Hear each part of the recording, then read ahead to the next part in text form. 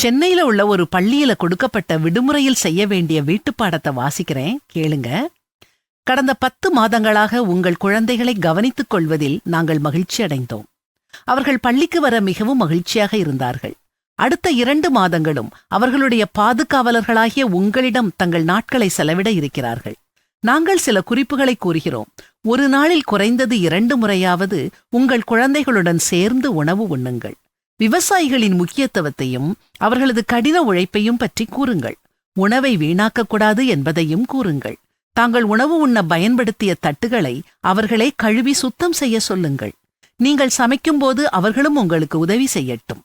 குறைந்தது 3 அண்டை வீட்டுக்கு சென்று அவர்களைப் பற்றி அறிந்து அவர்களோடு நெருங்கி பழகட்டும்.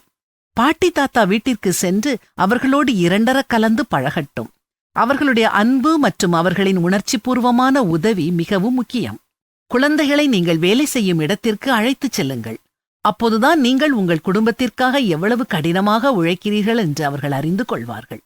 வீட்டுத் தோட்டம் போட குழந்தைகளை ஊக்குவியுங்கள். மரங்களைப் பற்றியும் செடி கொடிகளைப் பற்றியும் அவர்கள் அறிந்து கொள்ளட்டும்.